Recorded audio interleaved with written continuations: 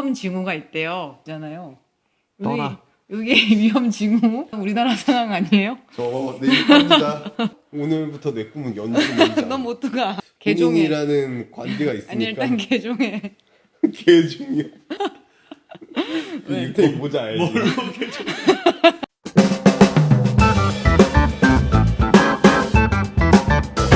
아니다 책방. 멋지네요. 이런 세계의 스토리를 알아오시다니.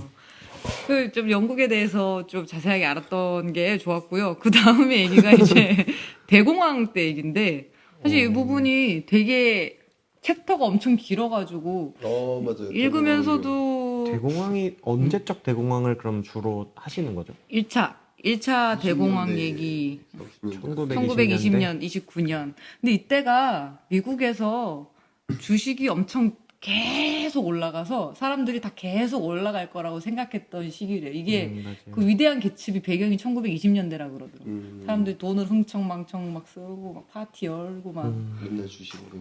그때라고. 그래서 이게 사실은 독일에 대한 얘기가 나오는데 독일이 1차 세계대전 말에 어쨌든 항복을 하잖아요. 그리고 이때 사실 독일에 되게 막대한 배상금이 지급됐다고 국민들이 이제 갚을 수도 없는 국민 총 생산의 3배 해당하는 게 전쟁 배상금으로 내라. 사실 이것 때문에 히틀러가 됐다 뭐 이런 얘기를 하시는 분들 맞아요. 네. 그런 얘기 저도 들어봤어요.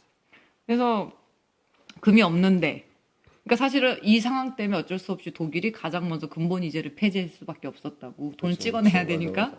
그러니까 금이 없는데 돈 찍어내고 돈을 그 전순국 이긴 데다가 지불하니까 결국 인플레가 일어나고 그럼 사람들이 그 돈을 갖고 있는 게 아니라 물건으로 갖고 있는 게 더 유리하니까 귀금속이나 현물로 갖고 있고 그래서 뭐 가격이 고정된 모든 것의 실질 가치가 폭락했다는데 네. 이게 무슨 말이에요? 가격이 고정되어 있는 모든 것의 실질 가치가 폭락했대. 가격이 고정됐다는 거는 보통 뭐 휴지를 그럼 산다 이런 건가? 하면은 그런데 요금 이런 거 아닐까요? 얘는 버스 요금이 만약에 1,000원이야 무조건. 그러면은 1,000원이잖아요. 그럼 1,000원만 내면 되잖아. 근데 1,000원짜리 지폐를 하나 내면 되는 거잖아요. 근데 1,000원짜리 지폐는 실질적으로 얘는 10원도 못 하는 건데 그치. 얘는 1,000원을 내라고 고정돼 있잖아. 그런 그러면 10원을 내는 꼴인 거지. 가치가 훅 떨어진 거지. 버스 가격은 막 그렇게 인플레라고 변동이 뭐 하루아침에 되는 거 아니고 이런 느낌 아닐까요? 그런가 보다. 그래서 이 하이퍼 인플레 상태는 실물 자산 가진 사람하고 빚을 가진 사람이 승자래요. 돈을 가진 사람은 패자죠. 하이퍼 인플레는 기업하고 결국 이 빚을 가진 사람과 실물 자산을 가진 게 기업하고 정부래요. 네. 그래서 국민들은 다 망하고 기업하고 정부만 부자로 만들어서 거의 전체주의 세력이 득세하는 원인이라는데 내가 실물 자산을 가진 사람이 승자인 건 알겠는데 빚을 가진 사람이 왜 승자예요? 빚을 가진 사람 당연히 승자지. 나중에 그걸 다시 정상화됐을 때 받을 수 있잖아요. 그게 아니라 박사관님 빚이 1억이 있어요. 예를 들어서 인플레이션이 일어났어. 1억으로 이제 책 한 권 살 수 있어요? 그럼 그때 안 갚겠어요? 갚지. 그럼 조금 있으면 나라에서 뭐 어떻게 해가지고 다시 인플레이션 정상가를 진정시켜? 좀 진정시키죠. 그러면 내 빚은 없어지는 거야? 그렇죠. 없어지는 거지. 그럼 하이퍼 인플레가 일어나기 전에 빚을 많이 져놓으면 돼요? 네. 근데 하이퍼 인플레가 언제 일어날지 모르네. 그게 문제. 그리고 하이퍼 인플레이션이 왔을 때 내가 그 금리 인상이나 이런 게 되게 빨리 일어날 거거든요. 잡으려고. 그러면 그거에 맞게끔 어느 정도까지는 좀 버틸 수 있어야죠. 그런 이자나 이 정도까지 버틸 수 있어야지 유리한 건데 막 내가 능력도 안 되는데 대출 이제 간신히 갚는데 하이퍼 인플레이션이 와. 그럼 내가 갚아야 되는 월급이 한 얘는 돈 벌 600만. 생각을 그런 하이퍼 인플레이션을 통해서 돈을 벌 생각까지 하고 있는 거예요. 아니 얘를 내가 지금 들자면 빚낸다 그런 거지. 돈 버는 방법은 다양하다. 그래서 이제 뭐 독일 얘기가 나왔고, 그리고 이제 세계 대공황에 대한 얘기가 되게 자세하게 나와요. 그러면서 연은이 왜 적극적으로 대처를 못하고 대공황이 거의 10년 가까이 지속되었는지가 얘기가 나오는데, 여기 근데 이 부분을 읽으면서 느낀 건, 지금 우리나라 상황이 아닌가라고 생각한 지점이 있었거든요. 어디죠? 세계 대공황 1929년부터 1933년 사이에 역사적으로 경기가 하강을 했고 경제 외형이 26.5%가 감소했대요. 그래서 1929년 10월 말에 주가가 폭락하는 사태가 일어났는데 원인으로는 뭐 주가가 너무 많이 올랐다 그러더라고요. 아까 주가가 67배 뛰면 그거 사실 버블이잖아요. 그렇죠. 말 안 되죠. 근데 여기도 주가가 뭐 16.3배까지 상승했는데 평균 수준에 비해서 주가 수익 비율이 너무 높으면 버블 위험이 있다라고 한대. 근데 뭐 그걸 어떤 수치나 이렇게 딱 몇 배 이렇게 얘기는 못 하는데 그렇게 얘기를 그렇죠. 한다고 하더라고요. 그게 있죠. 그리고 여기에서 얘기하시는 게 위험 징후가 있대요. 어? 위험 징후. 잠깐만 써야 되거든요. 근데 저거는- 주식하지 않는 사람들이 주식을 하기 시작한대요. 이거 약간 우리나라 상황 아니에요? 저 내일 갑니다. 그리고 레버리지 투자를 한다는데 저는 여기에서 레버리지 투자를 비투라고 이해했거든요. 빚을 내서 투자하는 거. 네. 그렇게 이해해도 돼요? 아까 근데 얘기하신 그 거랑 10배 올라가고 10배 떨어지고 그거예요. 그럼 그거죠. 나의 빚을 내서 투자하는 것도 레버리지를 쓰는 거죠. 왜냐면 내가 투자할 수 있는 가용 범위. 내 진짜 가지고 있는 돈보다 더 넣는 거예요. 그 비투와 주식을 안 하던 애들이 주식하는 거 지금 딱 우리나라 한 최근 상황이잖아요. 떠라. 여기 위험 징후. 그리고 팔기엔 좀 많이 늦었다고 생각했는데 빠를 때다. 지금이라도 늦지 않군요. 네. 그리고 1924년 말에 레버리지 투자가 22억 정도였는데 29년 10월에 그러니까 진짜 주가 폭락 직전에 85억까지 올라갔다고 그러더라고요. 많이 올랐는데 4배는 올랐구나. 근데 이런 말이 있어요. 주식 시장에 산이 높으면 골이 깊단가? 골이 높단가? 골이 깊다. 이런 속담이 이렇게 있대요. 많이 올라가면 많이 내려가는 그치, 그치. 건가? 초보 투자자 비중이 높아지고 투자 매력이 약화된 상황에서 시장 금리가 상승하면 주식 시장에 타격이라는데 지금 이거 지금 얘기하는 거 아닌가요? 초보 투자 비중이 높고 지금 사실 금리 지금 시작일 오르고 수도 있잖아. 있어. 맞아요. 그래서 대출 이자율이 상승하고 지금 대출 이자율 상승하고 있잖아요. 네. 그리고 이제 뭐 주식보다 사람들이 채권을 그럼 더 많이 산다는데. 그래서 주식에 대한 어떤 매력이 떨어져서 금리가 많이 오르면요. 그래서 주식 보유한 주식을 매각할 가능성이 높아진대. 그 회사나 이런 쪽 많이 보유한 데가. 네. 그러고 그래 그때 연방준비은행에서 금리를 1928년 2월에는 3.5%였는데 29년 8월에 6%까지 인상을 했대요. 그래서 이제 이 분이 그 얘기를 하거든요. 연은은 왜 대공황에 적극적으로 대처하지 않고 금리를 계속 인상시키고 이랬냐라는 얘기를 하는데 일단 첫 번째 이유를 근본이자를 얘기하시더라고요. 근본이자가 이제 이 달러라는 게 가져오면 금이랑 교환해주는 가치다. 요거잖아요. 요 맞아요. 화폐가. 원래. 1927년에 금리를 인하하고 통화 공급 확대로 미국 증시에 거품이 형성됐대요. 그래서 연준이 이자율을 인상하고 이 거품을 잡으려고. 근데 나 여기서 또 궁금한 게 생겼는데 이해가 안 되는 부분. 근본 위제로 국가 간 환율 고정 상황에서 한 나라가 금리를 인상하면 자금 유입이 발생해서 긴축 효과가 발생하지 않는다 그러거든요. 너무 어려운 책이다. 다시 너무 말이 한 줄씩 잘라주세요. 그러니까 환율이 고정 상태가 되면 환율이 고정 상태가 되면 나 이해했다. 오케이. 환율이 이해하셨어요? 고정 상태에서 우리나라가 내가 금리를 인상해도 그럼 여기 투자자가 딴 나라에 돈을 빼가니까 결국은 여기에서 긴축 효과는 발생하지 않는다고 그 이제 미국 시장에서 네. 긴축이 아닌가?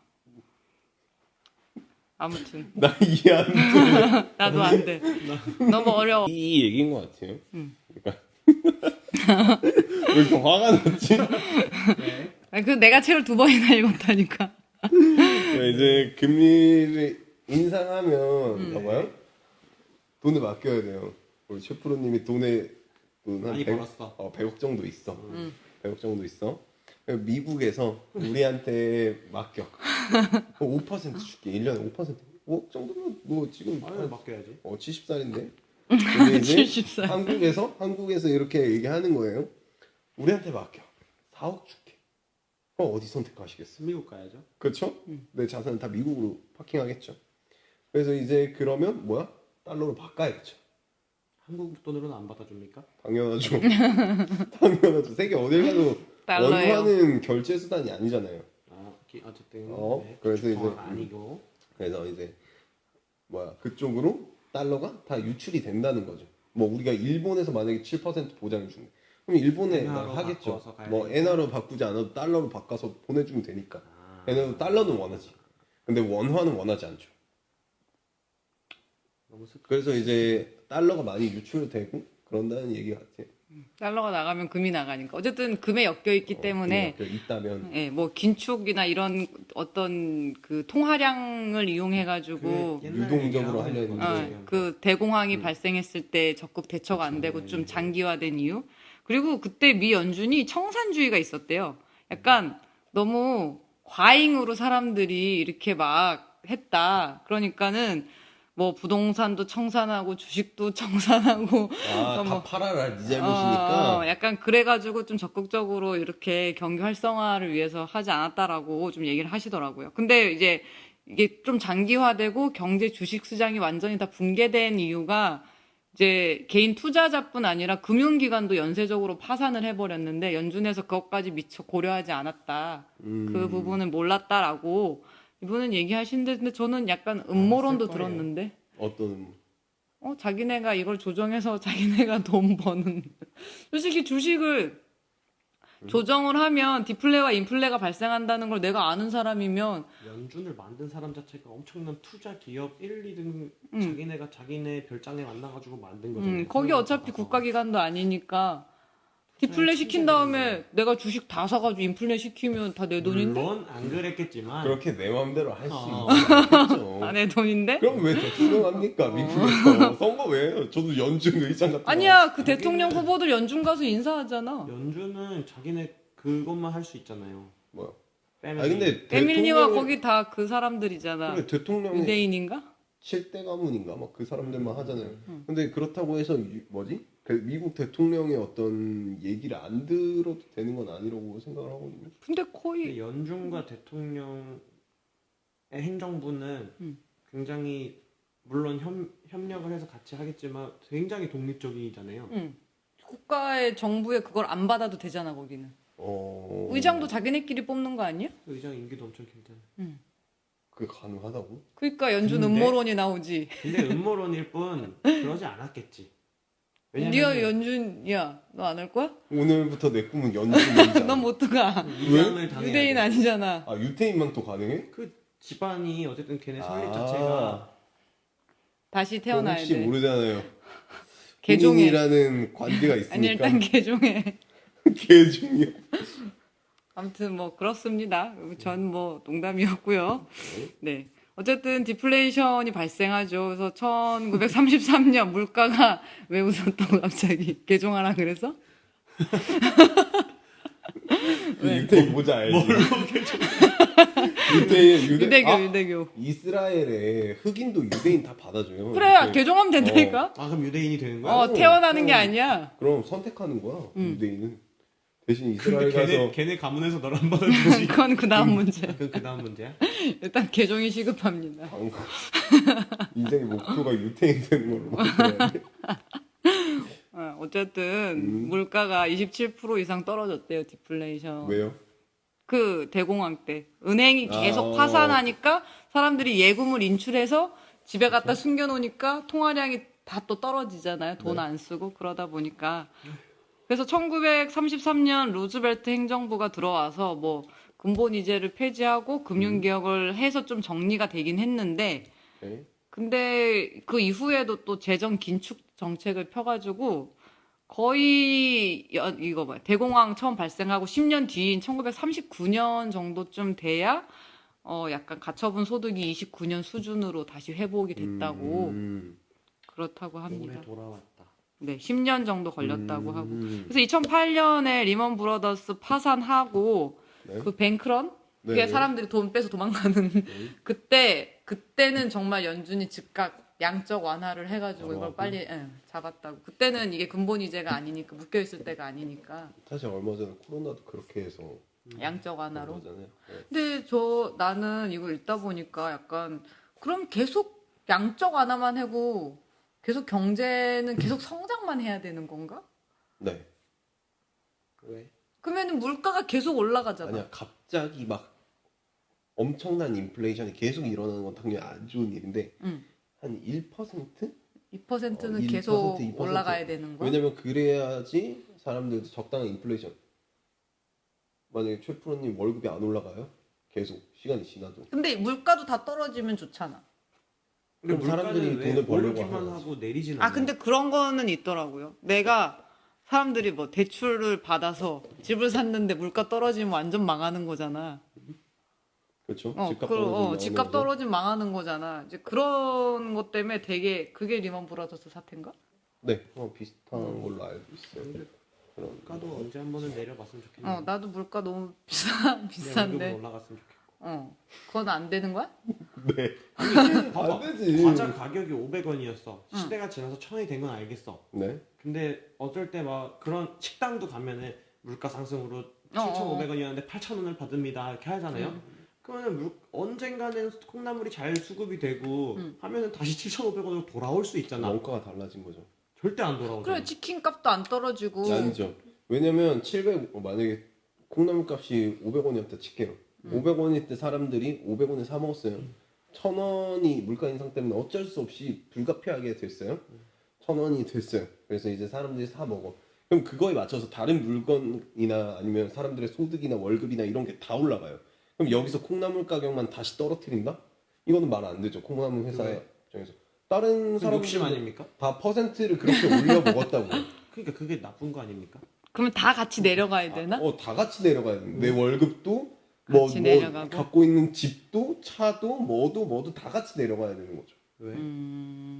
그래야 콩나물 가격을 떨어뜨리지. 왜냐면 지금 1,000원에 맞춰서 여러분들의 월급이나 아니면 물건이나 이런 거의 가치를 다 책정해 놨는데 왜냐면 콩나물로 또 뭐 콩나물 국밥 값도 맞춰놓고 뭐도 맞춰놓고 막 이런 식으로 해놨는데 이제 그러려고 하면 그걸 떨어뜨리려고 할 이유도 없고 왜냐면 기업을 운영하는데 그러니까 그건 나쁜 거잖아요.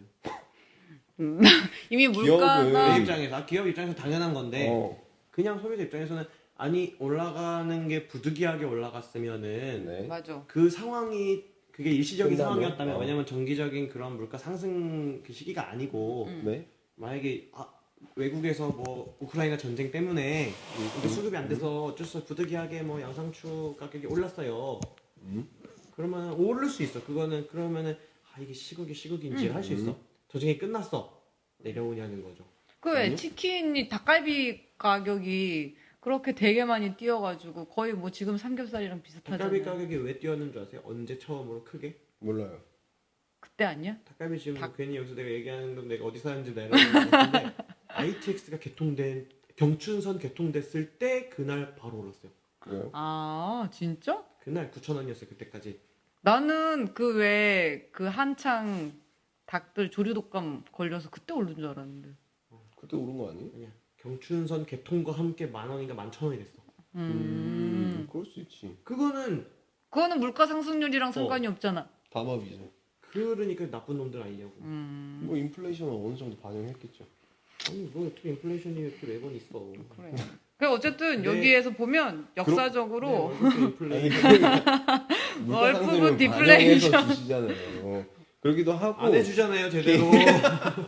야, 월급은 따지면 디플레이션 아니냐? 그래 아니 인플레에 야, 비해. 물가가 이렇게 올라 택시비가 지금 3,800원으로 올랐는데 내 월급은 그 비율만큼 오르지 않았다. 그렇죠. 속상하다. 그렇죠. 네, 나도 택시 좀 타보자. 차 있으시잖아요. 네.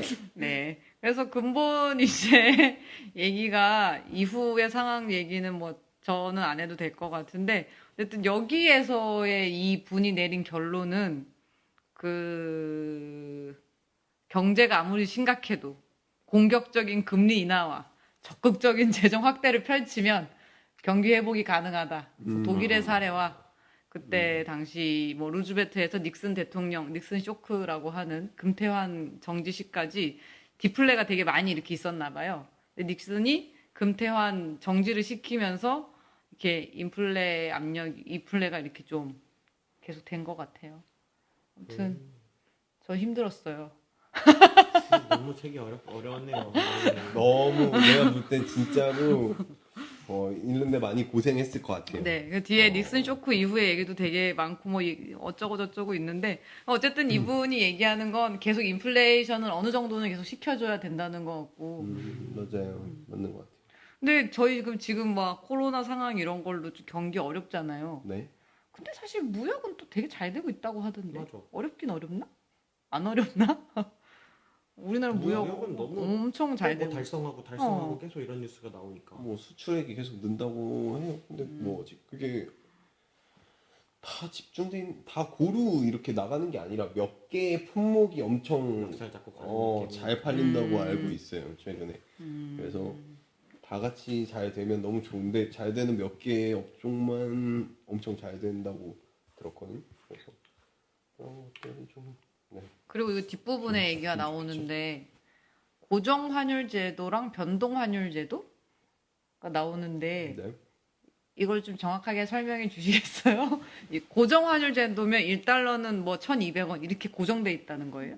그냥 고정시켜 놓는다는 말인데요. 안 바꾸고. 그러면은 약간 어떨 때는 이득이고 어쩔 때는 불리하고 이러겠네. 근데 그러면 신뢰도가 떨어지지 않을까요? 국가에 대한? 그러니까 이제 여기 보면 이제 환율이 계속 변동하잖아요. 지금 같은 경우에 1265원 정도 선인데 이렇게 되면은 뭐 우리나라에 있는 뭐지? 우리나라에서 돈을 좀 빠져나간다? 이러기는 쉽지 않죠. 왜냐면 비싸니까 환율이.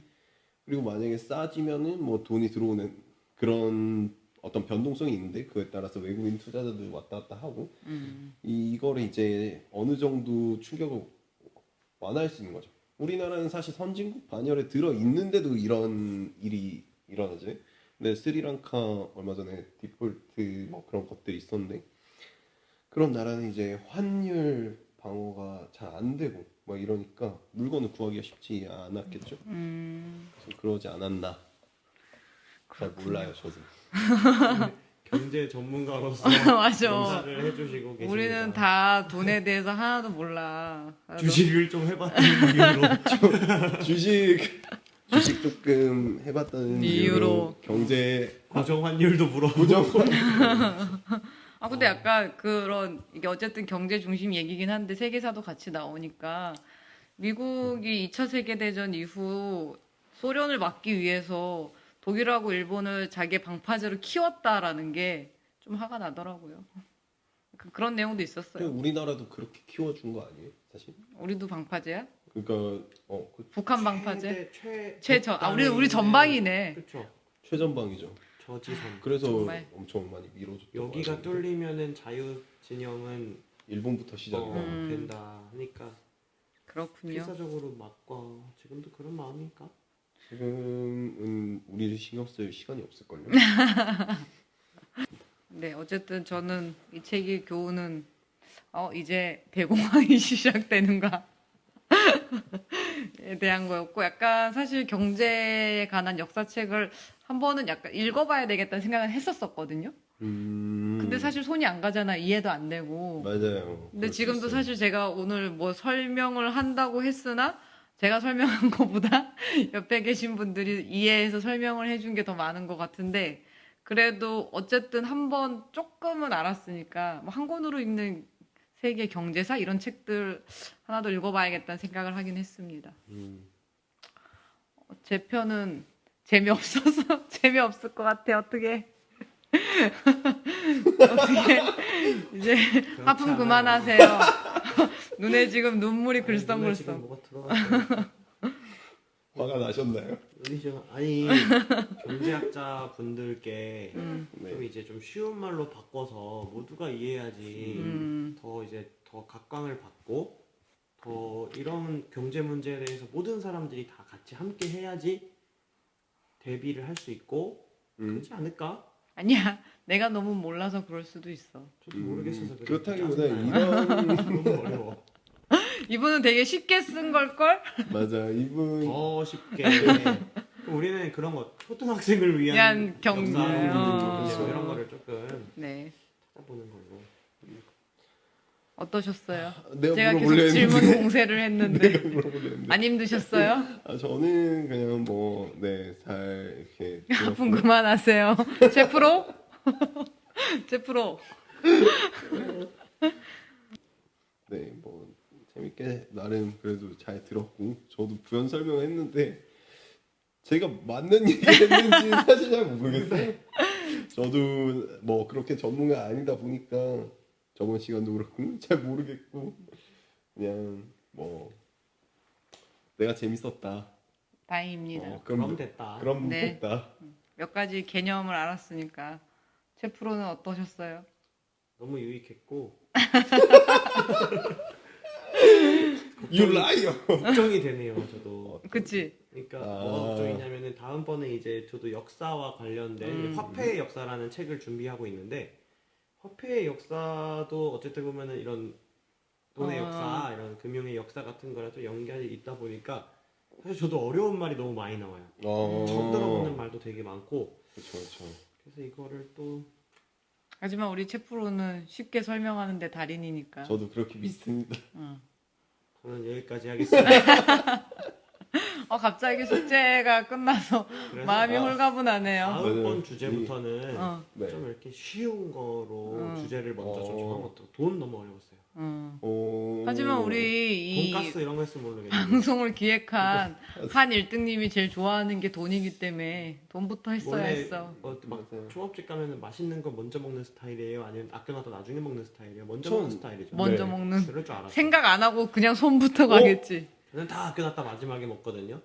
왜요? 배부를 때 먹으면 그 맛의 감각이 좀 둔해지잖아요. 아니, 왜 화를 내지? 왜 화를 내지? 그래서 저는 나중에 제가 제일 좋아하는 주제는 너무 배부를 때 먹으면 맛이 마지막 없지 회에 않나? 하도록 뭔데? 그러다 못할 뭔데요? 수도 있어. 있어요. 마지막 회가 언제죠? 뭐 언젠가 이제가 끝이겠구나 할 때 제가 우리 주제 이걸로 하면 안 될까요? 이렇게 제안 드리도록 하겠습니다. 오케이, 알겠습니다. 네, 알겠습니다. 소감? 네, 오늘 발표해 주셨는데 소감이요? 네, 소감이랑 느낀 점이 어땠는지 저번 주에 이제 저번 시간에 저한테 물어보셨는데 제가 그때 되게 홀가분 사실 했거든요. 이제 내가 뭐지 무슨 얘기를 했는지 잘 모르겠지만 난 지금 매우 기쁘다. 난 끝났다. 모르겠고 뭐 대학교에서 이제 시험 보면 점수 모르겠고 일단 끝났다 그런 느낌이었거든요. 그 홀가분함은 있는 것 같은데 찝찝함도 있네요. 뭔가- 뭐가 뭐가요? 찝찝하신가요? 제대로 못한 것 같은 찝찝함. 그러니까 이게 안 되는 거지. 시험 끝났다가 아니라 점수 모르겠다가 아니라 점수 어떻게 나올까? 그 찝찝함. 그래서 사실 어떤 방식으로 운영을 해야 되는지 막 그런 것도 좀 뭐라고 해야 되지? 어떤 사건이라던가 그런 게 있었으면 좀 재밌었을 것 같은데 그런 에피소드는 없고 이렇게 전반적인 역사적인 흐름이 좀 많다 그렇죠, 보니까 맞아요. 그렇게 막 아까 전에 누구야? 반복창 비트코인 씨? 씨랑 장영자 씨 맞죠. 얘기들 재밌었는데 저는 뭐 아편 전쟁 얘기만 좀 재밌었나? 뭐 괜히 반성. 재밌을 필요는 없죠. 네. 그럼요. 책은 내용이니까. 괜찮은 것 같아요. 저처럼 완전 문내하는 좀 어려울 수 있는데 조금이라도 관심 있는 분들은 뭐 교양 수준에서 읽으셔도 좋을 것 같고 네, 네. 그렇습니다. 네. 그리고 이분 이 저자 잘라. 아니 왜 잘라? 그만해 하는 눈빛으로 셰프로 아픈 나 그만하세요. 무슨 말인지 하게 해줄 거야. 네. 아픈 그만하세요. 네, 그래서 이 뭐지 이 저자님이 이제 뭐 유튜브나 이런 강연하는 거 그리고 뭐 말씀하는 걸 들어보면 이 사람이 좀 잘 아는지 아니면은 경제에 대해서 잘 아는지 뭐 이런 것들을 좀 느껴보실 수 있거든요. 저는 느꼈던 것 같아요. 제가 뭐 이런 진짜 전문가다. 유튜버들을 되게 많이 보는데 한창 많이 봤어요. 정말 많이 봤는데 왜? 돈 벌라고? 관심이 그렇죠. 있으니까. 그런 분야에 또 관심도 있고 하니까 엄청 많이 봤거든요. 정말. 그 중에 제가 몇 분 되게 진짜 인사이트가 괜찮다고 느끼는 분들이 있는데 그런 분들 중에 한 분이셨지 않나 네. 되게 라고 진짜 생각을 했던 것 같아요. 전문가라고. 그럼요. 엄청 제가 잘 보신다. 하지만 똑똑하다. 전 안 볼 것 같네. 네, 그렇죠. 오케이. 전 한 1등님께 들을게요. 네. 그래서 주식 뭐 사면 되는지 대공황이 옵니다, 여러분. 도망가세요. 도망가세요.